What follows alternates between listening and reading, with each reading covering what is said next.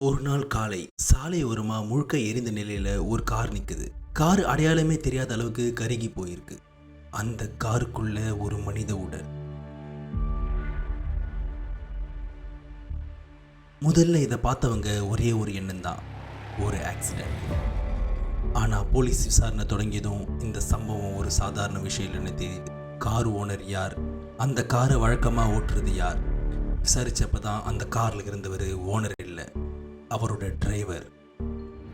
அடுத்த முக்கியமான கேள்வி, கார் எதனால தீப்பிடிச்சது? ஷார்ட் சர்க்கியூட்னு சொன்னால் அதுக்கு எந்த மெக்கானிக்கல் எவிடன்ஸும் இல்லை. ஆக்சிடென்ட் நிரூபிக்க எந்த அடையாளமும் இல்லை. அப்புறம் போலீஸ் இன்சூரன்ஸ் ஆங்கிளில் விசாரித்தாங்க. அந்த காருக்கு அதிக மதிப்புள்ள இன்சூரன்ஸ் கவர். கார் ஓனர் சமீப காலமாக ஃபினான்ஷியல் ப்ரெஷரில் இருந்ததும் தெரிய வரும். டிரைவர் காரில் இருந்ததும் கார் எரிந்ததும் இன்சூரன்ஸ் கிளைம். இது எல்லாம் தற்செயலாக நடந்ததில்லைன்னு போலீஸ் கன்ஃபார்ம் பண்ணுறாங்க. எரிந்த கார் ஆக்சிடென்ட் மாதிரி இருந்தாலும் உள்ளே இருக்கும் உண்மை ஒரு திட்டமிட்ட குற்றம்.